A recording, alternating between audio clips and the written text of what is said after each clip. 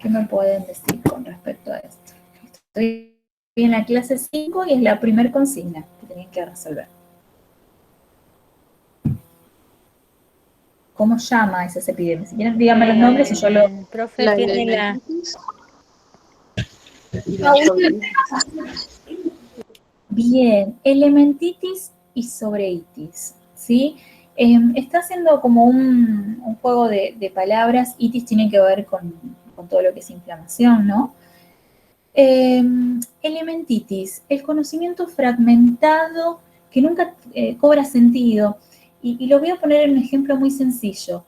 Ustedes en la escuela, en su trayecto en la escuela, habrán aprendido sobre el sistema circulatorio, habrán visto el aparato respiratorio, habrán visto el digestivo y habrán visto el urinario, ¿sí? Pero por separado, reconociendo cuáles son los componentes del tubo digestivo, cuáles son los componentes del corazón, cómo es el funcionamiento del sistema respiratorio. Eso es elementitis. Cuando los conocimientos son fragmentados como piezas de un rompecabezas, y el rompecabezas no se termina de trabajar. Hoy día trabajamos los sistemas de nutrición desde la integración, el reconocimiento que de los alimentos, vía sistema digestivo, obtenemos nutrientes. Y que esos nutrientes para llegar a la célula lo hacen por sistema circulatorio. Y que vía sistema respiratorio incorporamos aire, del cual tomamos oxígeno, y ese oxígeno también tiene que llegar a cada una de las células, vía sistema circulatorio. Y en el interior de las células se producen reacciones metabólicas, donde se aprovechan esos nutrientes y ese oxígeno, se obtiene energía, pero también se producen sustancias de desecho. Y esas sustancias de desecho, otra vez, vía sistema circulatorio, esa sangre es filtrada y esos desechos son eliminados con la orina. Entonces digo, de algún modo está empezando a cambiar la mirada sobre la enseñanza de las ciencias. Cuando hablamos de elementitis, hacemos referencia a que hay muchos conocimientos fragmentados, pero sin vinculación, sin sentido. La idea es empezar a trabajar como piezas de rompecabezas y que estas piezas empiecen a complementarse. Y de algún modo esto es importante porque, por ejemplo, nos permite distinguir cuando en una publicidad hay información que es engañosa. Hace poco vi una de un jarabe para la tos, en donde la persona ingiere el jarabe, o sea, la ingesta es vía sistema digestivo, y después muestran un dibujo de ese jarabe que baja y, o sea, va bajando, muestra como un tubo que baja y llega a los pulmones directamente. Si esto pasara, si nosotros incorporamos algo y llega a los pulmones, estamos en un serio problema y corre riesgo nuestra vida. De hecho, tenemos mecanismos expulsivos que cuando algo de vía tubo digestivo confunde y pasa al sistema respiratorio, comenzamos a toser. Entonces, esto justamente, el superar la elementitis, superar lo que es el conocimiento fragmentado en ciencias, permite que el conocimiento tenga sentido. ¿Sí? Esta es una de las epidemias, elementitis. La otra, como ustedes dijeron, es sobreitis. ¿Sí? La sobreitis tiene que ver con, bueno, vamos a aprender a formular hipótesis, vamos a aprender a hacer investigaciones, vamos a aprender el proceso de diseño. Pero en ningún momento eso ocurre en una investigación real. ¿Sí? Se estudia la teoría del hacer, pero no se practica ese hacer. Lo compara Perkins como tener las piezas del rompecabezas, pero no jugar al rompecabezas. ¿Sí? Entonces, por un lado, la elementitis va a... en la elementitis como que predomina solo la cara de la ciencia como producto. Y en la sobreitis como que predomina la cara de la ciencia como proceso. ¿Sí? Una de las dos caras. Ahora bien, esta es una descripción, este es el diagnóstico, esto padece la enseñanza de las ciencias, pero hay un tratamiento, ¿sí? De algún modo, ¿cómo atender este diagnóstico? ¿Qué es lo que propone Perkins? ¿Cómo lo llama? Y también hace una analogía. Profe, Sí. la sobreitis que dijo que predomina la ciencia como producto, dijo. No, como proceso, Gracias. pero sin llevar adelante ese hacer, ¿sí? tiene que ver con la enseñanza de ciertas habilidades, de ciertas capacidades, pero sin ponerlas en práctica. ¿Sí? Entonces te enseñan a formular cómo se formulan las hipótesis, pero no formulas hipótesis. Cómo se formulan preguntas, pero no haces preguntas. Cómo es el diseño de una investigación, pero no haces una investigación. ¿Sí? ¿Cómo se resuelve este diagnóstico? ¿Cuál es el tratamiento? ¿Qué es lo que propone Perkins?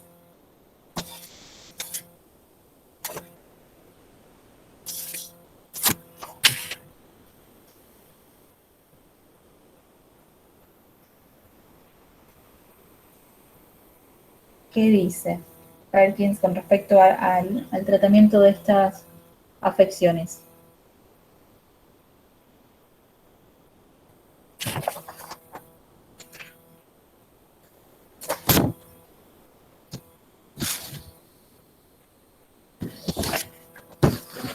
Habla de las enseñanzas contextualizadas, ¿puede ser? Sí, sí, este es uno de los elementos que que se considera como clave en lo que es este modelo, pero puntualmente acá, para solucionar este problema, hace referencia a jugar el juego completo. Por eso les decía, trabaja otra analogía y lo lleva al mundo del deporte. Tal vez, y lo podemos llevar ahora, uno cuando enseña un deporte, no lo hace desde la totalidad y la complejidad de todas las reglas que implica ese deporte. Lo va haciendo en versiones más sencillas, que va complejizando con el tiempo. En la enseñanza de las ciencias también. Ofrecer oportunidades de prácticas auténticas, pero más simples, que los niños entiendan por qué estamos haciendo lo que hacemos, que puedan explorar fenómenos del mundo natural que les resulten intrigantes, qué sé yo, del estilo, ¿por qué se forma el arco iris? ¿Por qué algunos materiales flotan? ¿Cómo una oruga se transforma en mariposa? O sea, en el nivel inicial tenemos la posibilidad de jugar ese juego completo, y cuando es el juego completo es la ciencia como producto, como proceso en contexto, desde versiones simples, más acotadas y por supuesto con la guía del docente. Sí, y ahí esto que vos decías, Caro, tiene que ver con la segunda consigna. Entonces, acá repaso. ¿Cuáles son las dos epidemias? Elementitis, que tiene que ver con la enseñanza de fragmentos, de conocimiento fragmentado, que no tiene sentido. Sobreitis, con la enseñanza de procedimientos, del hacer, pero sin hacer. Y atendemos a este diagnóstico jugando el juego completo, llevando adelante versiones más acotadas de lo que sería investigar en ciencias, vinculadas a fenómenos que puedan llamar la atención de los niños, teniendo esta posibilidad, ¿no? De que con la guía del docente hay ciertos problemas, por qué se forma el arco iris, lo podemos resolver de manera muy sencilla. Si no contamos con un prisma, podemos utilizar materiales como un CD. ¿Por qué algunos materiales flotan? Tienen que ver con la exploración de las diferentes propiedades. Podemos trabajar con un corcho, podemos trabajar con plastilina, podemos trabajar con una moneda, podemos trabajar con telgopor. Y cómo una oruga se transforma en mariposa, ¿sí? Son preguntas sencillas, son preguntas que nosotros como adultos conocemos las respuestas, pero para los niños representan estas versiones sencillas, estas versiones más acotadas, estas versiones más simples acerca de lo que es el hacer científico. Entonces, claro, en una parte puede ser en el texto que decía que como uno a lo mejor lo que cae, hace mal es pensar qué es lo que le interesaría al niño o qué es lo que le va a llegar, o sea, que le va a interesar más en la clase, en vez de fijarse las cosas a lo mejor más simples para poder trabajarlas, algo así decía, que uno sí, cae en ese error. sí, sí, ¿A sí. eso se refiere también? Sí, a eso también se refiere. Bien, bien, bien.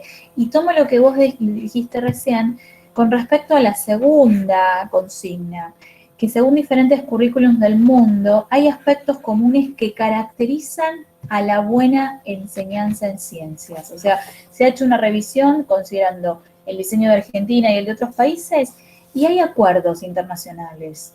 La exploración del contexto, ¿sí? O lo que llamamos contextualización, la posibilidad de realizar observaciones, la posibilidad de fomentar la curiosidad, ¿sí? La posibilidad de que los chicos se puedan hacer preguntas.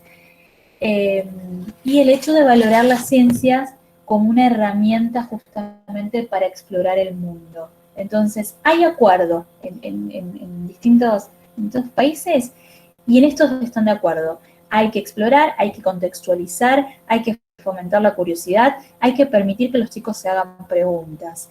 Y como buscar en la posibilidad de buscar respuestas posibles a esas preguntas, la ciencia viene a darnos una mano al respecto. Ahí cerraríamos la 2. La consigna 3. Les pido por qué el nivel inicial se encuentra en una posición de privilegio en la formación del pensamiento científico-tecnológico. Y recuerdo que las características de este pensamiento es hacerse preguntas, buscar posibles respuestas, usando la imaginación y la creatividad, y planificar la manera de poner a prueba dichas respuestas. ¿Por qué el nivel inicial, a diferencia de otros niveles del sistema educativo, acá tiene para ganar en cuanto a generar pensamiento científico-tecnológico? ¿Qué pudieron responder ahí? Yo puse que es la innovación y la creatividad de los alumnos. Sí, sí, hay que aprovechar justamente esto que habíamos hablado, la edad de los porqués, la creatividad, la gran imaginación, pero hay algo que hace al nivel en cuanto a organización.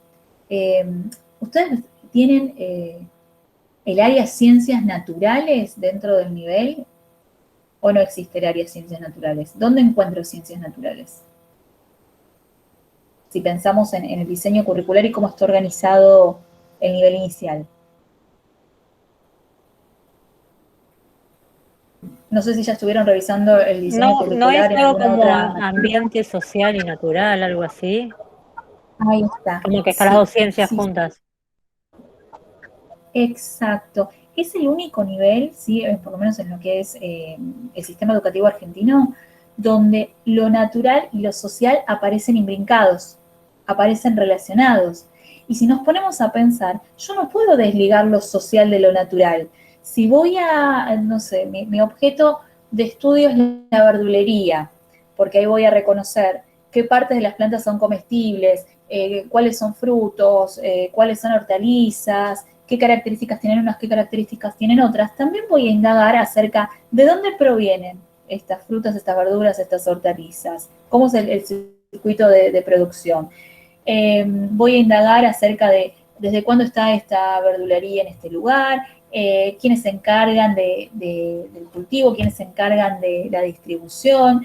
Puedo también incorporar nociones del área de matemáticas, puedo incorporar nociones del área de artística. Digo, existen como múltiples posibilidades. Entonces, solo en nivel inicial aparece el abordaje del ambiente como un entramado socionatural. Ya después, en primaria y en secundaria, surgen las disciplinas naturales, sociales, y en nivel superior, mayor especificidad, biología, física, química. Y la verdad es que nosotros no tenemos un mundo separado, fragmentado por disciplinas. Nosotros tenemos un mundo que está integrado y ustedes en el nivel inicial corren con esa ventaja, ¿sí? Que van a poder analizar el objeto de estudio desde la mirada social y desde la mirada natural. Entonces, vamos a conocer la plaza, qué representantes vegetales encontramos, qué animales llegan a la plaza, pero también vamos a conocer los aspectos históricos de la plaza o las actividades que las personas realizan en la plaza. Entonces digo, es la mirada integral, es la mirada que permite ver el todo. Entonces, y bueno, y de un poco adelantándome a lo que se van a encontrar la semana que viene, no porque es feriado, sino la otra semana, unos días antes del lunes para que puedan mirar, vamos a empezar a trabajar la noción de ambiente, ¿sí? En los distintos diseños curriculares, 2008, 2019, si tienen los diseños vayan chusmeando ya más o menos qué dice, si no, les subo en la clase sería 7, les facilito digitalizado los dos diseños para que puedan empezar a trabajar, pero digo, vamos por ese camino, vamos después a definir el ambiente. Bien, y vamos a lo que me interesa hoy. La consigna siguiente tiene que ver con poder explicar, la consigna 4, poder explicar cada uno de los componentes del modelo por indagación. Recordemos lo siguiente, este modelo es uno de los tantos modelos de enseñanza. Lo vamos a considerar para el desarrollo de sus propuestas de enseñanzas. Lo vamos a considerar porque tiene en cuenta las dos dimensiones de la ciencia y lo hace en contexto.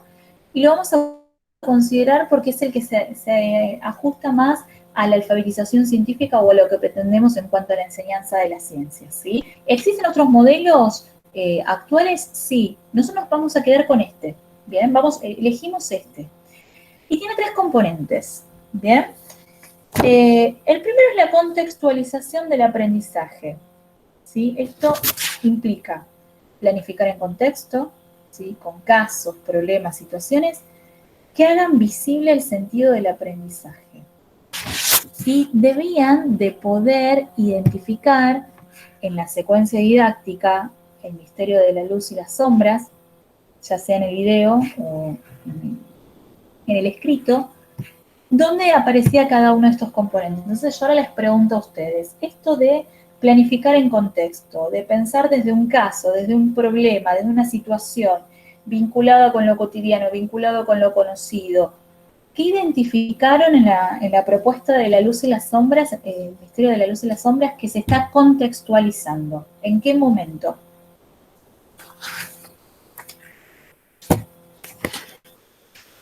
En toda la secuencia. Profe, puede ser que en todo momento como que ellos trabajan con lo que están ahí, o sea, con su cuerpo, con su espacio, por decirlo de una forma, con sus objetos que están ahí. Sí, pero digo, como que hay algunas actividades que son puntuales, porque ahí es donde estoy apuntando. Quiero que ustedes puedan reconocer, esta actividad es de contextualizar, esta actividad es hacer visible el pensamiento, esta actividad, ¿para qué? Para que pensando futuro, cuando tengan que planificar una actividad de contextualización, sepan para dónde va. A ver si alguna identificó contextualización, el componente contextualización.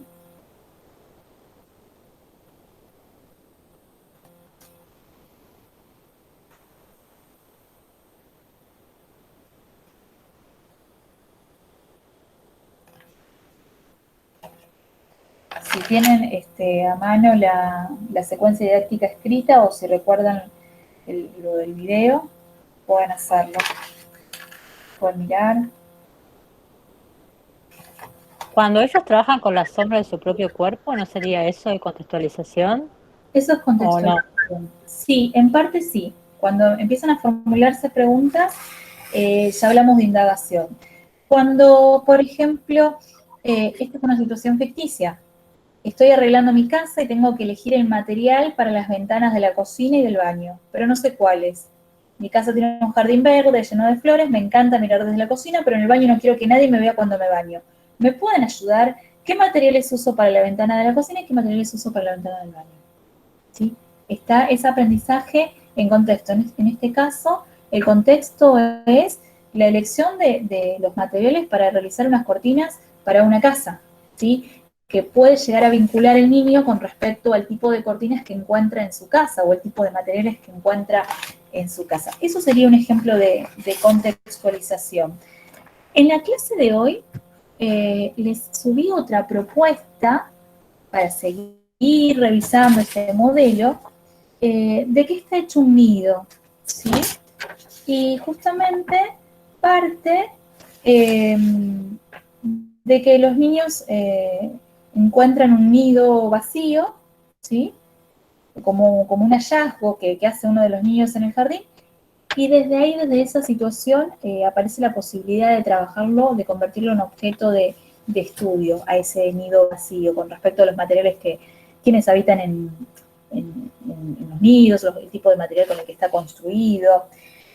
En el capítulo 3, la propuesta de contextualización parte también de una situación ficticia, de que la seño se olvida una naranja debajo del armario y encuentra manchas blancas y verdes Entonces ella busca trabajar microorganismos y descomposición de los materiales y lo hace desde esa situación ficticia. Algo cercano al contexto, algo inmediato. Digo, nuestros niños tal vez han visto en sus casas que ciertos alimentos presentan esas manchas, pero nosotros vamos a enseñar a mirar con otros ojos y dijimos, enseñar a mirar con ojos de científicos tiene que ver con empezar a ver esos fenómenos cotidianos, naturales y de contextos, con una mirada más cercana a lo científico y el reconocimiento de, bueno, no son manchas, ¿sí?, sino que se trata de seres vivos, no los podemos ver a simple vista porque son microscópicos,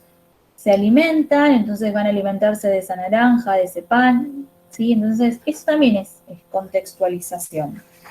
Es contextualización cuando ustedes eligen, por ejemplo, trabajar flora y fauna y los llevan a la reserva urbana del corredor para trabajar flora y fauna.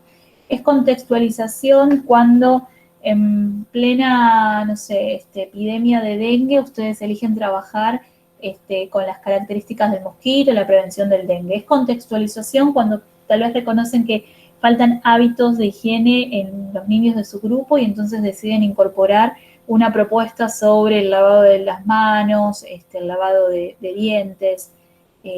Recuerden que contextualizar es esto, que tenga sentido y superar la elementitis, enseñar cuestiones sin significado y desconectadas unas de otras.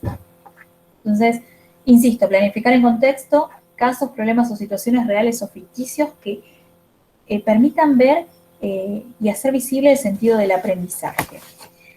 Bien. ¿Qué más? Bueno, segundo componente. El segundo componente es participar en prácticas auténticas de indagación y diseño, ¿sí?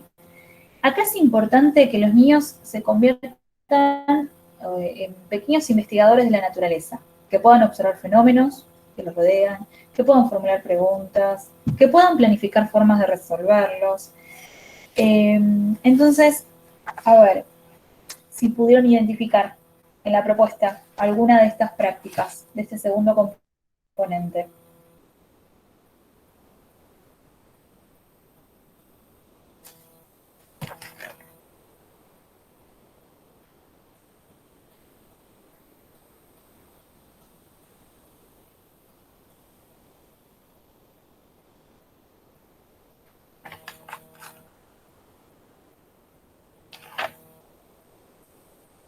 Una de las propuestas es la caja misteriosa, ¿no?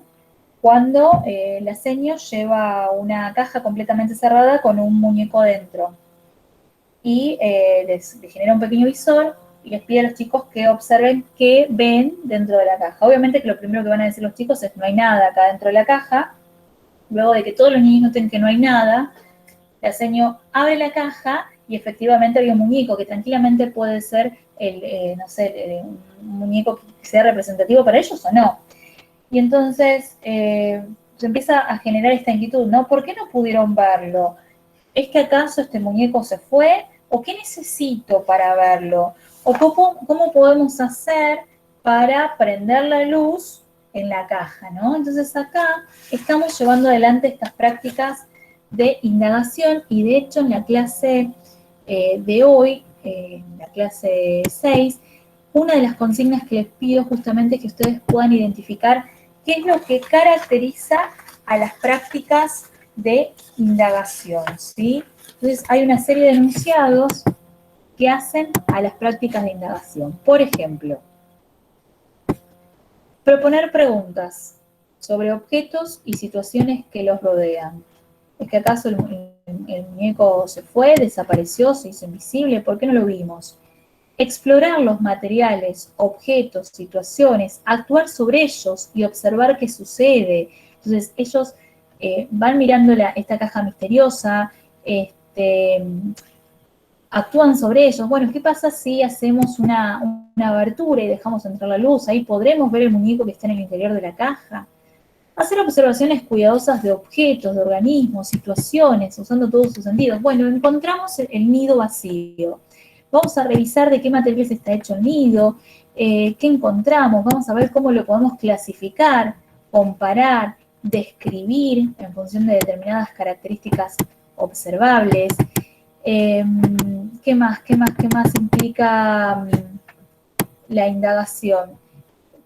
Poder registrar las observaciones, trabajar de manera colaborativa con otros, usar herramientas para poder extender las observaciones, el uso de la lupa, existe la posibilidad del uso del microscopio, el uso de instrumentos de medición sencillos, y bueno, y poder participar en investigaciones sencillas, y eso hace la indagación.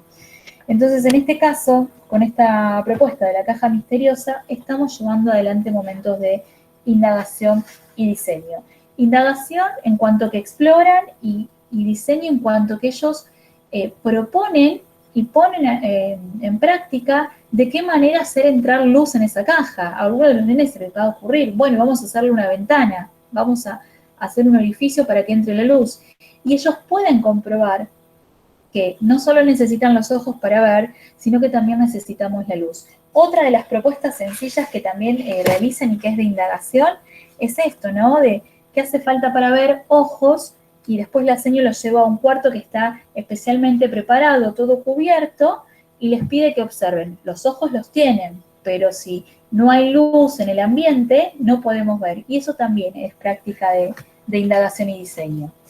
Y el tercer componente es estos espacios de intercambio y reflexión que llamamos hacer visible el pensamiento, ¿sí? ¿Qué pudieron identificar como un momento de hacer visible el pensamiento? ¿Qué propuesta, qué actividad?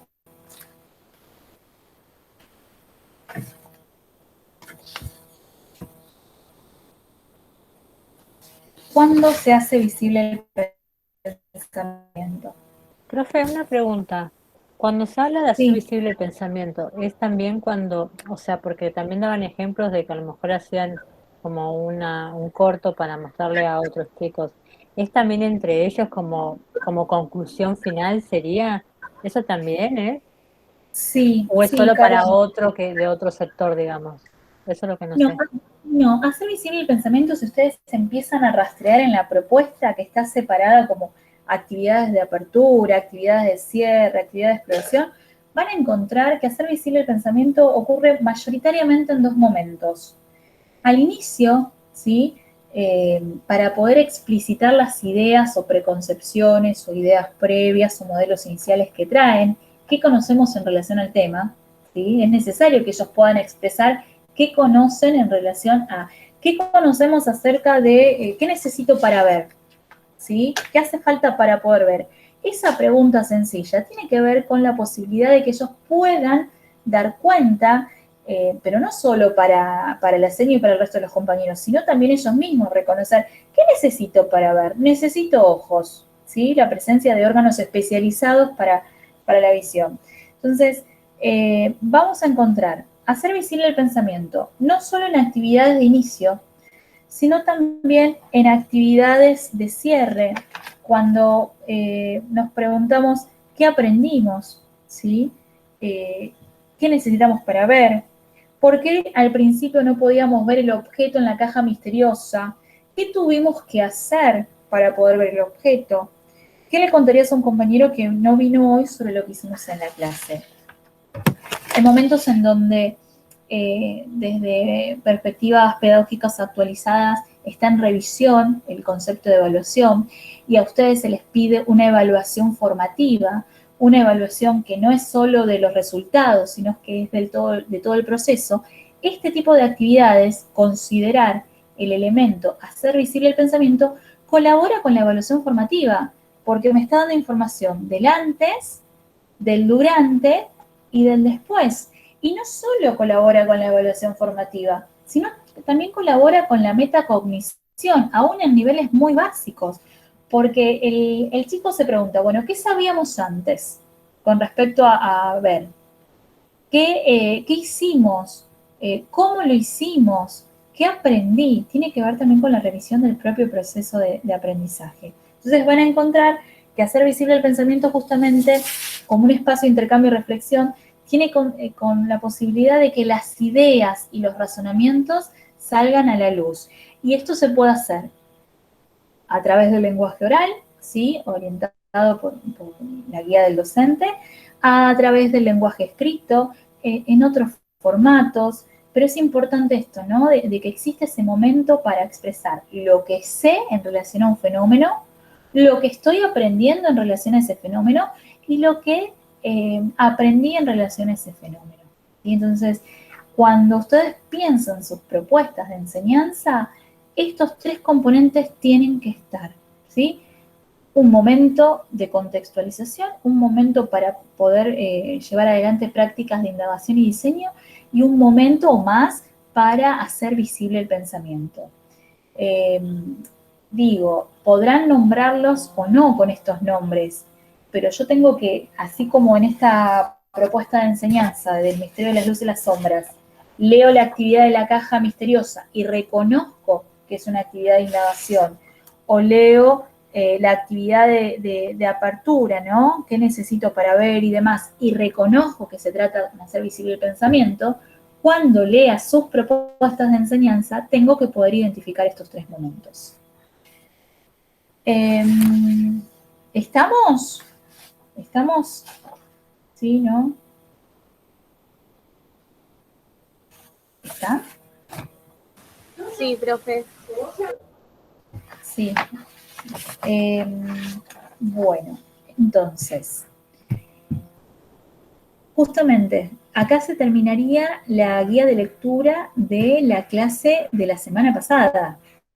Tendrían que tenerlo bastante avanzado, muchachas. Sugiero que si por ahí les cuesta la lectura del material, accedan al video, que en el video van a poder reconocer en el video estos tres componentes que estamos discutiendo, que estamos poniendo sobre la mesa. Y en la clase 6, que es la clase que se corresponde al día de hoy, seguimos trabajando con el modelo por indagación, con otras preguntas.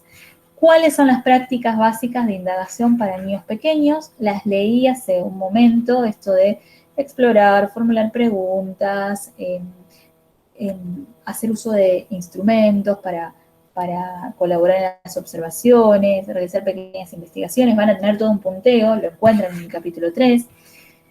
Les consulto sobre cuál es el rol del docente.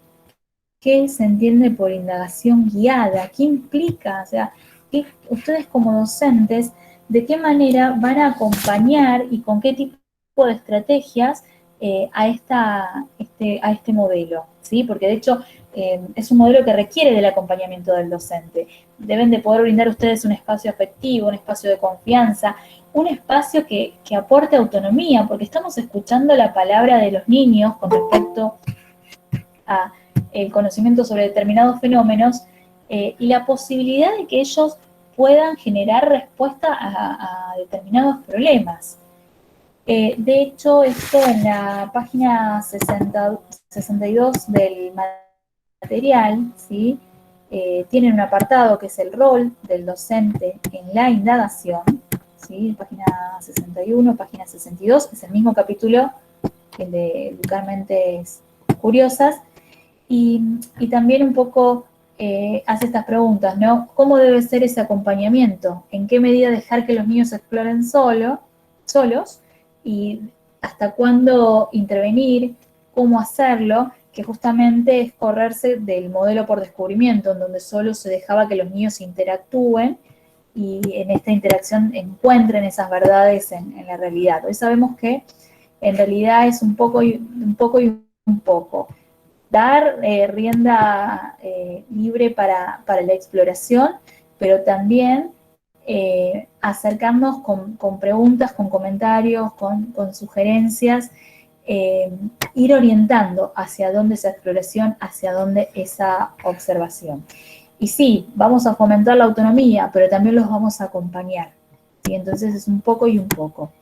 Entonces, en este material también van a encontrar, bueno, de hecho que las propuestas de enseñanza parten del docente. Ustedes van a ser quienes propongan el contexto de indagación, son quienes van a pensar en estas situaciones, en estos problemas, en estos casos reales o ficticios. Son quienes van a formular las preguntas, son quienes van a realizar la experiencia. Entonces, de algún modo reconocer qué rol van a cumplir en este modelo. Luego, les pido que identifiquen ejemplos de prácticas de indagación en este material de qué está hecho un nido. En ese PDF, además de que esto es hecho un nido, les sumé 2 propuestas, pero que les quede como insumo.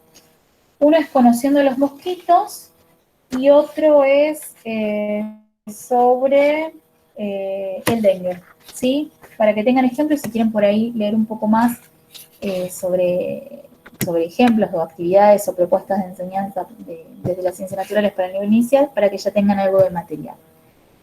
Les pregunto, ¿qué entiendes por prácticas de diseño? Seguimos trabajando con el capítulo 3. ¿Y cómo describe Resnick el proceso de diseño? Seguimos trabajando con el capítulo 3. ¿Sí? O sea, volvemos al material de la semana anterior. Esta semana se trabaja con este capítulo de Educar Mentes Curiosas. Y lo llevamos a la secuencia del fenómeno de la luz y las sombras, y lo llevamos también al de qué está hecho un nido, ¿sí? Como para que puedan ir viendo teoría y práctica, y que ustedes puedan reconocer los elementos de la teoría en situaciones concretas, en situaciones reales, porque de hecho todas las propuestas que subí hasta el momento son prácticas reales, ¿sí? ¿Estamos? Sí, profe. Sí, profe. Preguntas, muchachas. Preguntas con respecto. Es sumamente importante que se comprendan muy bien cuáles son estos elementos de este modelo. Porque, o sea, pensemos que es el esqueleto que van a utilizar para, o más que el esqueleto, es el marco que van a utilizar para sus propuestas de enseñanza. Entonces, bueno, voy a enseñar sobre los animales, el desplazamiento en los animales.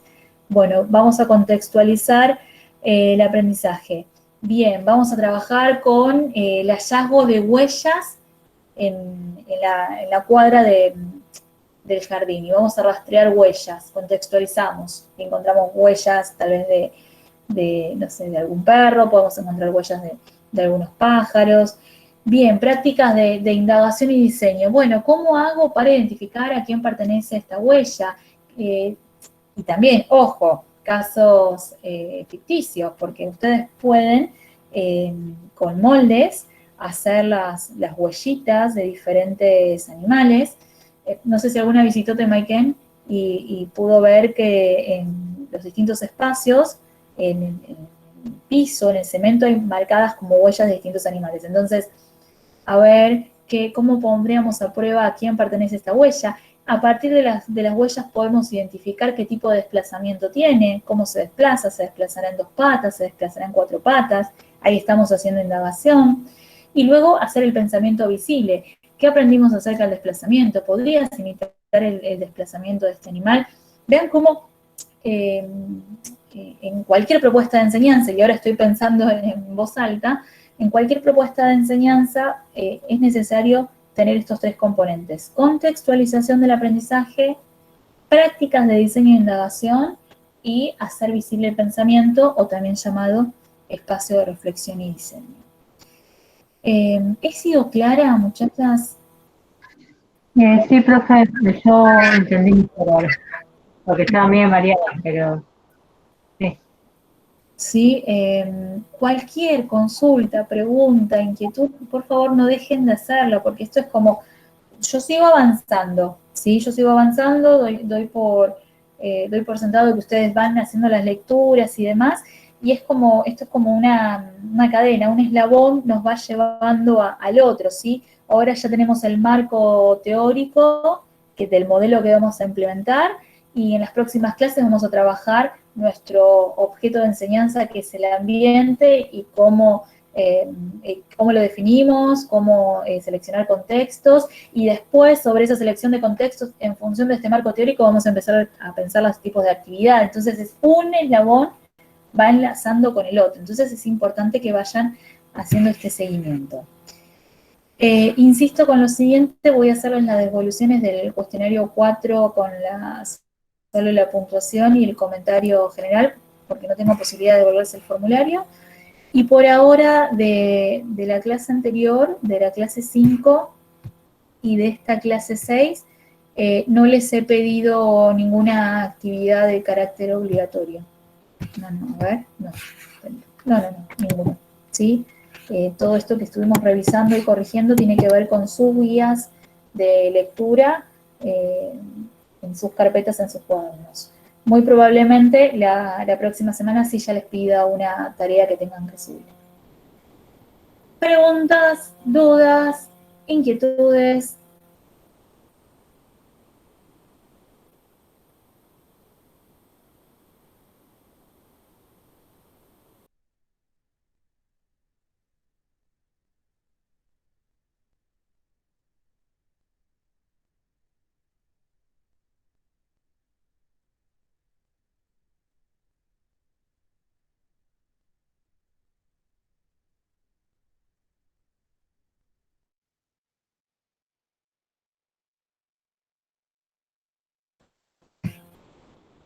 Perdí la conexión. Ahí está.